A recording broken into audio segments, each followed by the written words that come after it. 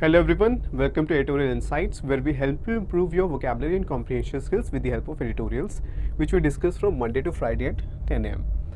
So, teachers day के occasion पे practice mock आपके लिए लेकर आए स्पेशल टीचर्स डे ऑफर्स, जिसमें आप अप टू 30% डिस्काउंट अवेल कर सकते हैं ऑन सिलेक्ट कोर्सेज। आपको कूपन कोड यूज़ करना है TD। ओके, सो आज हम जो डिस्कस करने वाले हैं एडिटोरियल, वो है ऑल फॉर स्मॉल। ये जो स्मॉल एंड मीडियम एंटरप्राइजेस होते हैं उनको कैसे प्रमोट किया जा रहा है G20 में, उसके ऊपर ये एडिटोरियल है। तो आपको क्विकली रीड करना है without the help of any dictionary, और फिर और उसके बाद पैसेज के एंड में एक वोकैबुलरी बेस्ड क्वेश्चन है, वो अटेम्प्ट करना है, फिर हम इसको डिस्कस करेंगे।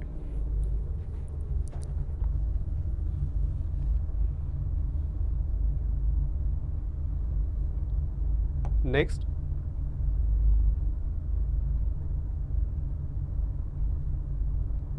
Next,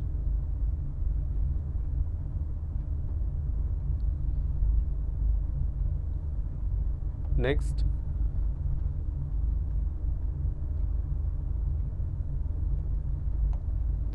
okay. तो एक क्वेश्चन है, इसको आप एक बार अटेम्प्ट करो।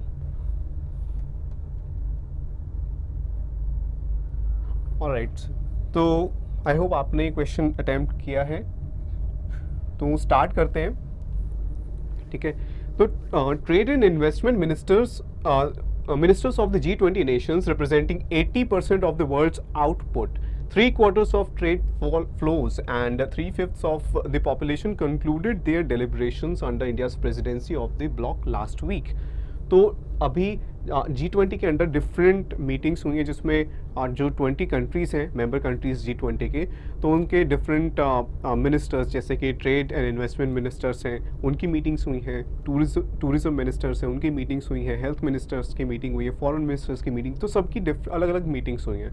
तो उनमें से जो ट्रेड एंड इन्वेस्टमेंट मिनिस्टर्स की मीटिंग अभी हुई थी, तो उसकी बात हो रही है कि रिप्रेजेंटिंग, अब ये जो कंट्रीज़ हैं G20 कंट्रीज़, ये रिप्रेजेंट करती हैं 80% of the world's economy. 20 countries world के 80% इकोनॉमी रिप्रेजेंट करती हैं। 3/4 of trade flows, 3/4 that is 75% of trade flows, international trade, and 3/5 of the population, 3/5 60% of the world's population represent करते हैं।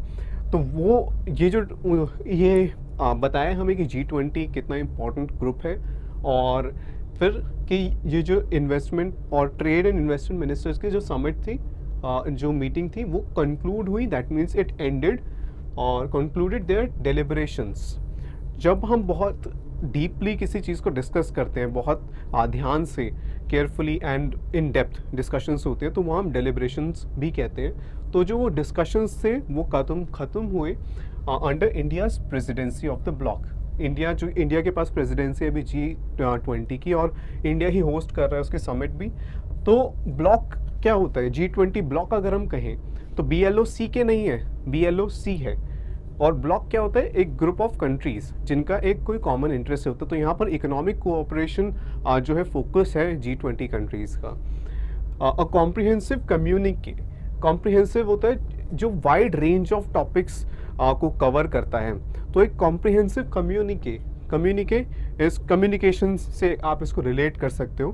तो एक ऑफिशियल स्टेटमेंट या एक ऑफिशियल कोई बात कहता है, जैसे कोई कंट्री है, ठीक है, या कंट्रीज मिलके कोई ऑफिशियल स्टेटमेंट देते हैं, उसको हम कम्युनिके कहते हैं। तो a comprehensive communique was scuttled, scuttle करना, स्कटल मूवमेंट को डिनोट करता है, मूवमेंट के बारे में हमें बताता है। जैसे अगर आप बहुत स्मॉल स्टेप्स के साथ मूव करते हो तो आप स्कटल यूज़ कर सकते हो। आप स्कैम्पर वर्ड भी यूज़ कर सकते हो, स्कैम्पर, ठीक है। तो वहाँ पे जैसे एक माउस की मूवमेंट के लिए भी हम स्कटल या स्कैम्पर यूज़ कर सकते हैं, रोडेंट्स की मूवमेंट के लिए हम स्कटल या स्कैम्पर यूज़ करते हैं। लेकिन यहाँ पर तो किसी मूवमेंट की बात नहीं हो रही। यहाँ पर कह रहे हैं कि जो कम्युनिके था, कॉम्प्रिहेंसिव कम्युनिके होना था, यानी कि जो ऑफिशियल स्टेटमेंट आनी थी कंट्री जो मिनिस्टर्स हैं उनकी मीटिंग के बाद, वो स्कटल कर दी गई, इट वॉज स्कटल्ड।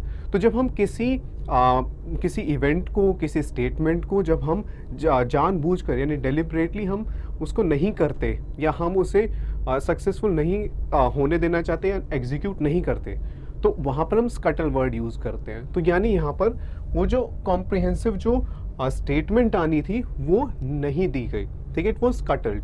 ओके, तो कैंसल्ड भी आप एक तरीके से कह सकते हैं, तो एग्जैक्टली वो नहीं कन्वे करेगा मीनिंग।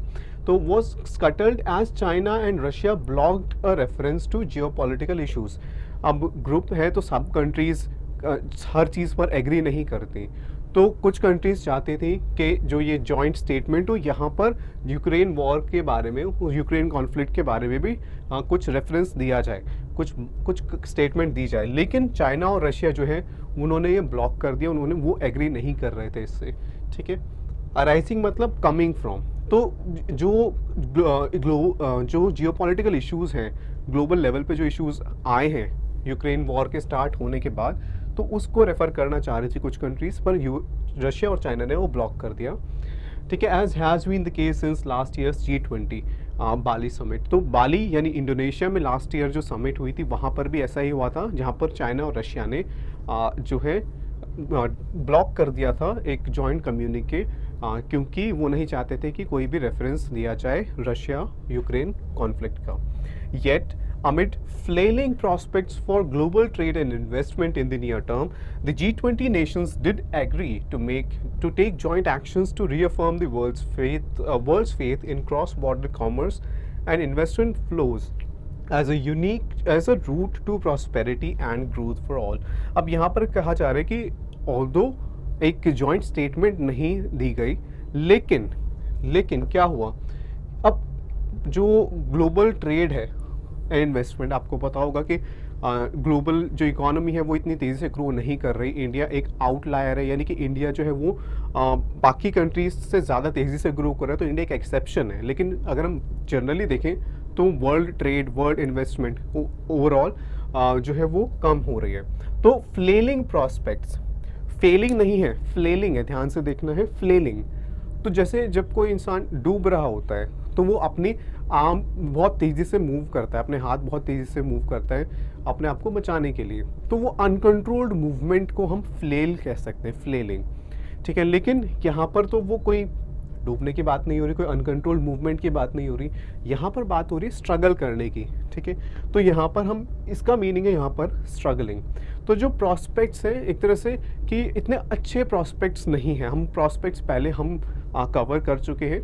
प्रॉस्पेक्ट्स होते हैं फ्यूचर में किसी चीज़ के होने के कितने चांसेस हैं। तो यहाँ पर जो ग्लोबल जो ट्रेड और इन्वेस्टमेंट के जो फ्यूचर है वो बहुत अच्छा नहीं दिख रहा अभी, ठीक है, तो नियर टर्म में एटलीस्ट। तो इस कॉन्टेक्स्ट में जो G20 नेशंस हैं उन्होंने क्या कहा, उन्होंने स्टेटमेंट तो नहीं दी एक जॉइंट स्टेटमेंट, लेकिन वो एग्री कर रहे हैं, did agree to take joint actions, कि मिल के एक्शंस लेंगे to reaffirm the world's faith in cross border commerce and investment, ताकि जो वर्ल्ड का जो फेथ है, भरोसा है इंटरनेशनल ट्रेड में, इंटरनेशनल कॉमर्स में, वो वापस इस्टेब्लिश हो, ताकि उन्हें लगे कि इंटरनेशनल ट्रेड से उनकी जो कंट्रीज़ की प्रॉस्पेरिटी और ग्रोथ है वो होगी।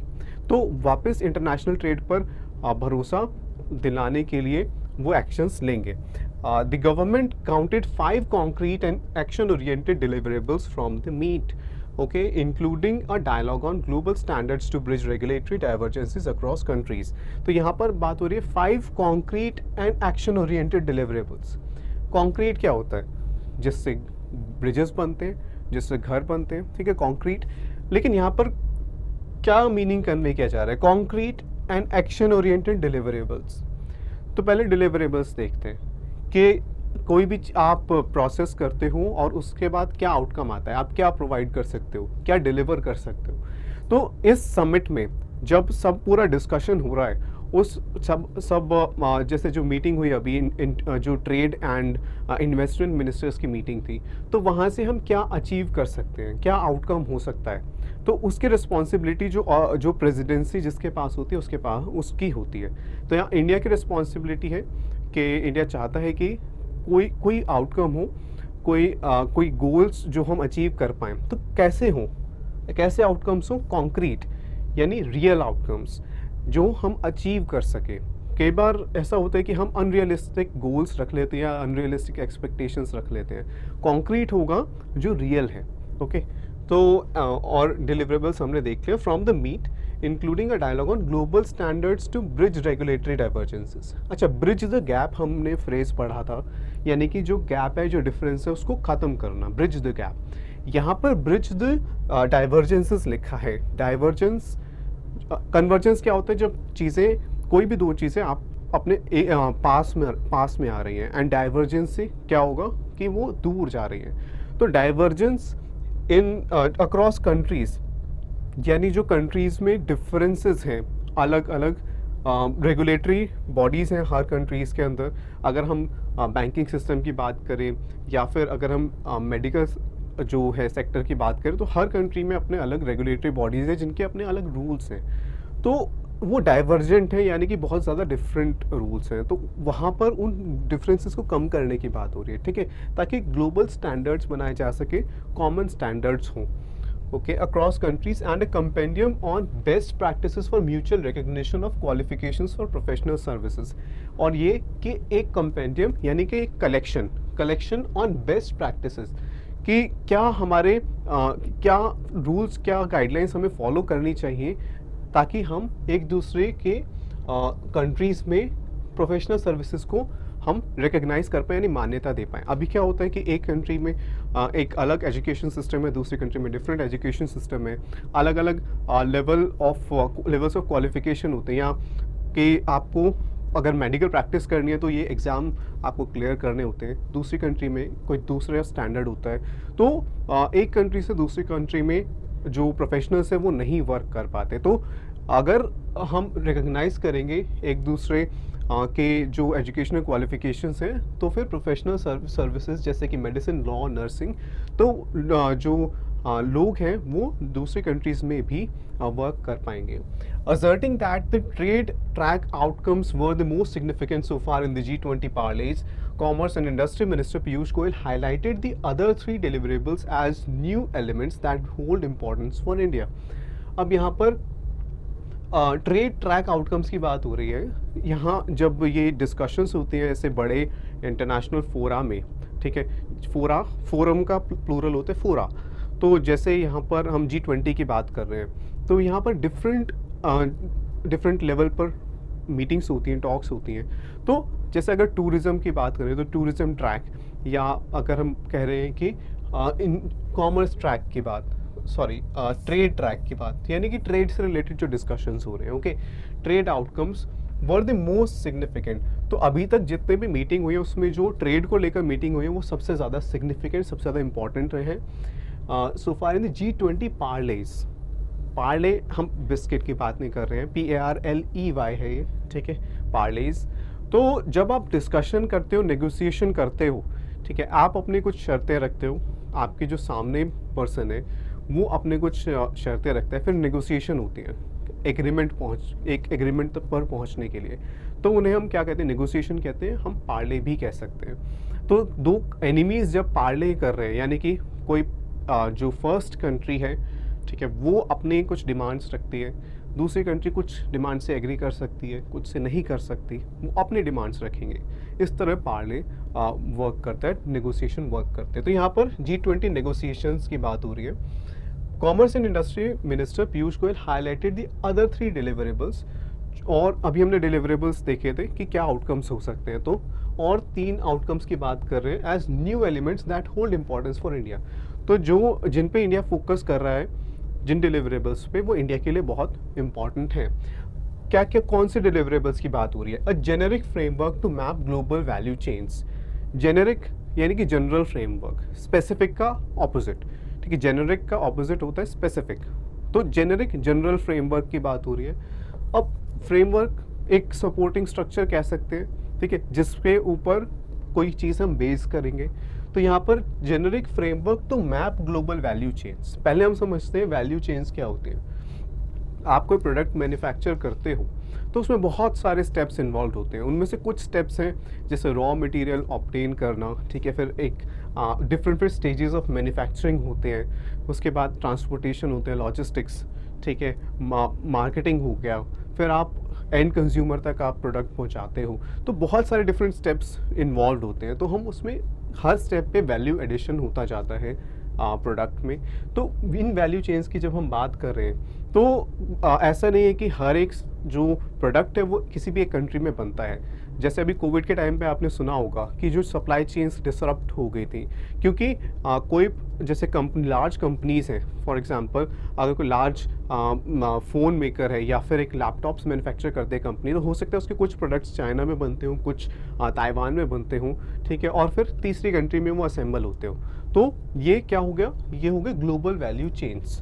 तो एक जेनरिक फ्रेमवर्क, एक जनरल एक गाइडलाइंस या कहें एक स्ट्रक्चर बनाया जाए ताकि हम मैप कर पाए ग्लोबल वैल्यू चेन्स की कहाँ पे क्या चीज़ मैन्युफैक्चर होती है, क्या वैल्यू ऐड होती है, ठीक है, तो उसको हम पूरा चेन आइडेंटिफाई कर पाएँ। Essentially to identify the weakest links, क्यों करना चाहते हैं हम ये, ताकि जो सप्लाई चेन है उसमें जो सबसे कमज़ोर कड़ी है, वीकेस्ट लिंक्स हैं, उन्हें आइडेंटिफाई कर पाए, उन्हें पहचान पाए, and mitigate any shocks that like those seen during the pandemic. तो जैसा कि पैंडेमिक के टाइम पे हुआ था कि जैसे चाइना में लॉकडाउन हो गया तो बहुत सारे कंपनीज़ की सप्लाई चेन्स डिसरप्ट हो गई थी, कार्स मैन्युफैक्चर नहीं हो पा रहे थे, इलेक्ट्रॉनिक्स मैन्युफैक्चर नहीं हो पा रहे थे। तो इस तरह के इवेंट्स को पहले ही मिटिगेट किया जा सके, यानी कि उसके जो नेगेटिव इम्पैक्ट है उनको पहले ही काउंटर किया जा सके। तो इसीलिए हम ग्लोबल वैल्यू चेन्स को मैप करना चाहते हैं, ठीक है। इज़ अ गुड आइडिया, तो यहाँ पर कहा जा रहा है कि it is a good idea, ये करना चाहिए हमें। That may prove tricky to execute, लेकिन ये मुश्किल हो सकता है। Tricky it may turn out to be difficult, इसको एग्जीक्यूट करना काफ़ी मुश्किल हो सकता है, ठीक है। उसके अलावा कौन से डिलीवरेबल की बात हो रही है, digitalisation of trade documents to ease flow of goods and services is welcome. तो एक और डिलीवरेबल की बात हो रही है कि गुड्स और सर्विसेज के जो डॉक्यूमेंट्स हैं उन्हें डिजिटल बनाया जाए ताकि ईजिली वो शेयर किए जा सके। But the principles identified in the pact pertain to paper work on transactions, लेकिन जो फोकस है, जो जिनके ऊपर एग्रीमेंट हुआ है, पैक्ट मतलब एग्रीमेंट, ठीक है, तो उसमें बात हो रही है, पर्टेन टू मतलब दे रिलेट टू, तो कौन से डॉक्यूमेंट्स को डिजिटल करने की बात की जा रही है, ट्रांजैक्शंस से रिलेटेड जो डॉक्यूमेंट्स हैं, जैसे कि ट्रांसपोर्ट, इंश्योरेंस, स्टोरेज, इनके ऊपर बात हो रही है। लेकिन जो गवर्नमेंट के जो डॉक्यूमेंट्स होते हैं, जो ऑफिशियल फाइलिंग्स मतलब कि जो ऑफिशियल रिकॉर्ड में है जो डॉक्यूमेंट्स, उनको डिजिटल करने की अभी बात नहीं हो रही है, ठीक है, ओके। तो इसीलिए ये एक लिमिटेशन कह सकते हैं कि वो भी अगर डिजिटलाइज हो जाते तो और बेटर होता, ओके।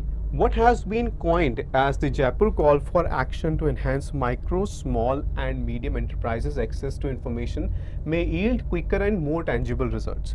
तो अब coin मतलब नाम रखना किसी चीज़ का, तो इस ये जो मीटिंग है, ठीक है, उसका क्या नाम रखा गया है कि जयपुर कॉल फॉर एक्शन की कोई स्टेप लेने के लिए जब हम कोई डिमांड करते हैं तो call for action to enhance increase micro, small and medium enterprises access to information, कि कोशिश की जा रही है कि जो MSMEs हैं उनके पास जो इन्फॉर्मेशन अवेलेबल है या जो वो इन्फॉर्मेशन पाना चाहते हैं उन्हें आसानी से मिल जाए, ठीक है। May yield quicker and more tangible results, तो ये जो है, ये जो हमारा थर्ड डिलीवरेबल है उसकी बात हो रही है। तो यहाँ पर MSMEs को इन्फॉर्मेशन प्रोवाइड करने की बात हो रही है और इसमें कहा जा रहा है कि ये क्विकर और टेंजिबल रिजल्ट्स प्रोवाइड करेगा, जल्दी रिजल्ट्स मिलेंगे और रियल रिजल्ट्स मिलेंगे। कुछ होते हैं जो आप रियलाइज़ नहीं कर सकते, यानी कि जिसे आप फील नहीं कर सकते। टेंजिबल होता है जिसे आप एक्सपीरियंस कर सकते हो, ठीक है, फील कर सकते हो, देख सकते हो, ठीक है, जो एक्चुअल में है। इनटेंजिबल होता है जो आप एक्सपीरियंस नहीं कर सकते, ठीक है, वो आप देख नहीं सकते। तो ऐसे रिजल्ट्स जो ईजिली नोटिसेबल होंगे वो हमें मिलेंगे, ये जो थर्ड डिलीवरेबल है वहाँ से। The international trade centre, WTO, UNCTAD, ये सब इंटरनेशनल बॉडीज़ हैं जो ट्रेड से रिलेटेड है, ठीक है, which operate the global trade help desk have been urged to work with G20 members to upgrade their data portal for businesses and bridge the information asymmetry. तो उनसे request की गई है इन जो ऑर्गेनाइजेशंस हैं इंटरनेशनल ट्रेड के वो उनसे रिक्वेस्ट किया गया है, स्ट्रांगली रिक्वेस्ट की गई है, अर्ज किया गया है कि वो काम करें G20 मेंबर कंट्रीज़ के साथ to upgrade their data portal. जो भी इन ऑर्गेनाइजेशंस के पास जो डेटा पोर्टल है अब यहाँ पर जो पोर्टल का मीनिंग है कि ऐसी वेबसाइट या फिर एक ऐसी ऐप जहाँ पर बहुत सारी डिफरेंट सर्विसेज अवेलेबल हो एक साथ, ठीक है। लेकिन पोर्टल का एक और मीनिंग होता है एक डोर, ठीक है, एक दरवाज़ा, एक गेटवे। ओके, तो पोर्टल के का वो मीनिंग भी होता है, पर यहाँ पर है एक ऐसी वेबसाइट, तो वो अपनी वेबसाइट को अपग्रेड करें for businesses and bridge the information asymmetry. तो अब तो आपको पता चल गया होगा ब्रिज द गैप, ठीक है। अब जहाँ पर भी डिफरेंस है उसको आप ब्रिज कर सकते हो, तो bridge the divergences, bridge the gap आप कह सकते हो, ब्रिज द इंफॉर्मेशन एसिमेट्री, यानी कि इंफॉर्मेशन में जो एसिमेट्री है, जो डिसबैलेंस है, कुछ कंट्रीज़ के पास इंफॉर्मेशन अवेलेबल है, कुछ के पास नहीं है, ठीक है। कुछ कंपनीज़ के पास है अवेलेबल इंफॉर्मेशन, कुछ कंपनी के पास नहीं है। तो वो जो एसिमेट्री है उसको रिमूव किया जा सके, उस डिफरेंस को ख़त्म किया जा सके। That often hinders obstructs creates problems. Hinder का मतलब रुकावट पैदा करना, तो it creates problems for small players. This resonates with Prime Minister Narendra Modi's plea that G20 ministers strive to help MSMEs. तो ये जो हमारा ये डिलीवरेबल है, ये रेजोनेट करता है, that means it agrees with prime minister's plea होता है request, plea that G20 ministers strive to, कोशिश करें, एफर्ट्स करें टू हेल्प MSMEs। तो प्राइम मिनिस्टर नरेंद्र मोदी ने भी रिक्वेस्ट किया है G20 कंट्रीज़ को, मिनिस्टर्स को, कि वो MSMEs की हेल्प करें, एफर्ट्स करें। और ये जो हमारा थर्ड डिलीवरेबल है ये भी उसी से एग्री करता है, ठीक है। विच अकाउंट फॉर MSMEs की बात हो रही है, तो वो which account for 60 to 70% of employment, तो काफ़ी ज़्यादा शेयर है उनका एम्प्लॉयमेंट में, and 50% of the global GDP। तो बहुत सिग्निफिकेंट है जो स्मॉल कंपनीज होती हैं MSMEs, okay. And integrate with global value chains as empowering them translates to social empowerment. तो प्राइम मिनिस्टर ने कहा है कि इनको इंटीग्रेट करने की कोशिश करनी चाहिए ग्लोबल वैल्यू चेन्स। अभी हमने ग्लोबल वैल्यू चेन्स देखे क्या होते हैं, तो वो बड़ी कंपनीज ज़्यादातर कंट्रोल करते हैं, ठीक है। तो अगर हम स्मॉलर कंपनीज को भी उससे इंटीग्रेट कर पाएँ, जोड़ पाएँ, तो क्या होगा, तो it translates to social empowerment. तो सोशल एम्पावरमेंट होगा कैसे, ट्रांसलेट, एक तो यहाँ पर ट्रांसलेट का मतलब क्या होता है, अनुवाद करना, ठीक है। वो मीनिंग नहीं है यहाँ पे कि एक भाषा से दूसरी भाषा में अनुवाद करना। यहाँ पर मतलब है कि इट विल रिजल्ट इन, ठीक है, it will lead to social empowerment. सोचो कैसे होगा, अगर 60 to 70% जो एम्प्लॉयमेंट है वो MSMEs में है और वो 50% GDP को रिप्रेजेंट करती है, तो अगर MSMEs के जो वो ग्लोबल वैल्यू चेन से लिंक होंगे, उनकी ग्रोथ होगी, तो फिर जो ये 60 to 70% जो एम्प्लॉयमेंट जिन कंपनीज़ में है, तो उन लोगों की भी ग्रोथ होगी और उससे फिर सोशल चेंज आएगा, ठीक है, सोशली एम्पावर होंगे लोग। Okay, so India on its part must also consider steps to bolster the capacity of its small enterprises। और इंडिया को भी खुद स्वयं क्या करना चाहिए, स्टेप्स लेने चाहिए to bolster, that means strengthen, कि अपने जो MSMEs हैं उनको और ज़्यादा स्ट्रॉन्ग बनाना चाहिए, ठीक है। For one, its nudge for greenfield investments through productivity linked incentives across sectors can be tweaked to create a separate window for fresh outlays by MSMEs that cannot qualify for incentive based or larger investments। अच्छा, इसको समझते हैं। देखो, for one मतलब example दिया जा रहा है, ठीक है। क्या किया जा सकता है, एक स्टेप बताया गया है। इट्स नज इज पुश, ठीक है, it's push for green field investment. Okay, brown field investment होती है, ग्रीन फील्ड इन्वेस्टमेंट होती है, जहाँ पर बिल्कुल स्क्रैच से इन्वेस्टमेंट की जाए, ठीक है, बिल्कुल शुरुआत से, तो वो ग्रीन फील्ड इन्वेस्टमेंट हो गया। जैसे अगर ग्रीन फील्ड एयरपोर्ट बना रहे हैं, इसका मतलब है कि वहाँ पर पहले कोई एयरपोर्ट नहीं था, ठीक है, खाली लैंड थी, वहाँ पर डेवलप किया जा रहा है एयरपोर्ट। अगर हम ब्राउन फील्ड एयरपोर्ट की बात करें या ब्राउन फील्ड कोई भी इन्वेस्टमेंट की बात करते हैं, इसका मतलब है वहाँ पर पहले से ही एग्जिस्ट करती थी कोई चीज़ या कोई स्ट्रक्चर, कोई पुराना एयरपोर्ट जिसको डिमोलिश करके नया बनाया गया। तो brown field and green field, तो यहाँ पर ग्रीन फील्ड इन्वेस्टमेंट की बात हो रही है, यानी नई जो इन्वेस्टमेंट्स है। तो जो इंडिया पुश कर रहा है green field investments through productivity linked incentives, कि जो कंपनीज ज़्यादा इन्वेस्ट करेंगी ग्रीन फील्ड प्रोजेक्ट्स में, उनको इंसेंटिव्स दिए जाएंगे, उनको बेनिफिट्स देगी government across sectors, different sectors में, ठीक है। इट कैन बी ट्वीक्ड, तो ये जो पॉलिसी है गवर्नमेंट की, इट कैन बी ट्वीक्ड, मतलब उसके अंदर स्मॉल चेंजेस किए जा सकते हैं, उसको मॉडिफाई किया जा सकता है to create a separate window for fresh outlays by MSMEs, कि हम एक अलग एक उसके अंदर प्रोविजन बनाए जहाँ पे अगर एमएसएमईज इन्वेस्ट कर रहे हैं तो एमएसएमईज को भी बेनिफिट्स मिले बड़ी कंपनीज की तरह, ठीक है। That can not qualify for incentives based on large investments, कि जो इंसेंटिव्स दिए जा रहे हैं ये लार्ज इन्वेस्टमेंट्स को दिए जा रहे हैं। तो यहाँ पर सजेशन ये है कि अगर जो एमएसएमईज हैं उनको भी बेनिफिट्स दिए जाए, क्योंकि वो एमएसएमईज छोटी कंपनीज है, वो स्मॉल इन्वेस्टमेंट्स करती हैं, लेकिन अगर वो भी ग्रीन फील्ड इन्वेस्टमेंट्स कर रही हैं ग्रीन फील्ड प्रोजेक्ट्स में, तो उनको भी बेनिफिट्स मिलने चाहिए। तो इसके लिए हमें क्या करना पड़ेगा, अपनी पॉलिसी को ट्वीक करना पड़ेगा, थोड़ा मॉडिफाई करना पड़ेगा। मोर ओवर हम कब यूज़ करते हैं, जब हम और एडिशनल को इन्फॉर्मेशन प्रोवाइड कर रहे हैं। तो जो हमने अभी बात कही उसी में ही कुछ और एडिशन है। Bureaucratic red tape may have turned into a red carpet for some large investors, but for smaller firms getting a project off the ground is not easy yet. यहाँ पर क्या कहा गया, आपको पता है ब्यूरोक्रेटिक रेड टेपिज्म क्या होता है?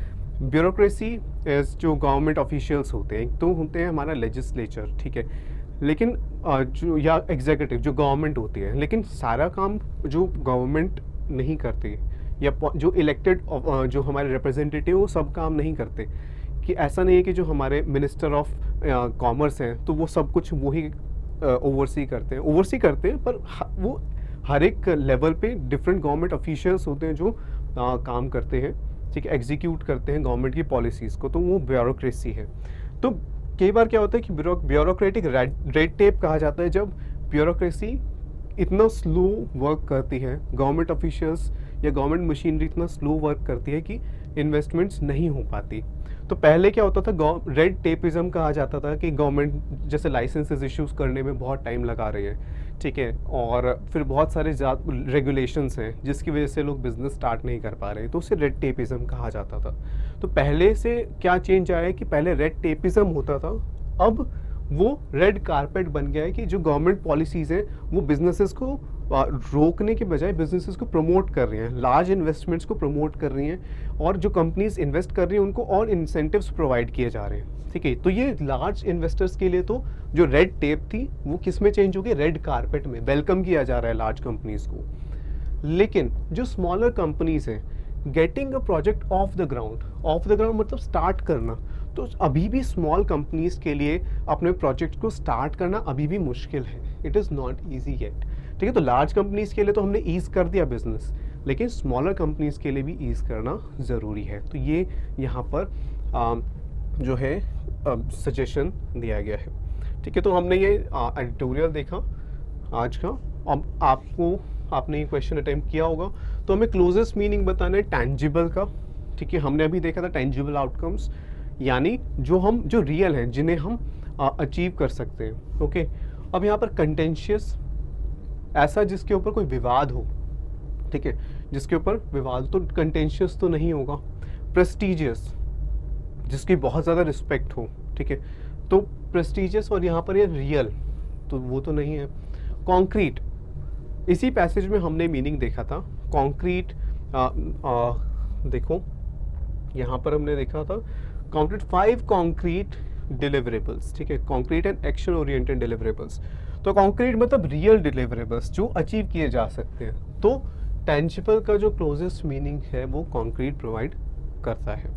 अच्छा, रिगरस क्या होता है कि बहुत ज़्यादा डिटेल्ड, ठीक है, या फिर बहुत ज़्यादा स्ट्रिक्ट भी हो सकता है। तो दोनों मीनिंग हो सकते हैं, लेकिन वो टेंजिबल से सिमिलर नहीं है।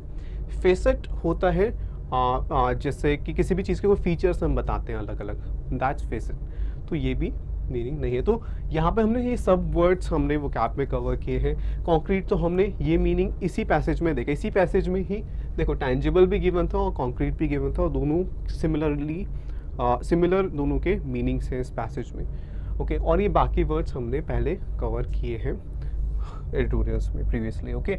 तो जो इम्पॉर्टेंट वर्ड्स एंड फ्रेजेस हैं यहाँ पर आप देख सकते हो, ठीक है। और जल्दी ही आपको जो है अगस्त के जो वोकैबुलरी है उसका भी PDF मिल जाएगा। So I hope you enjoyed this session, do let us know in the comment section. Thank you.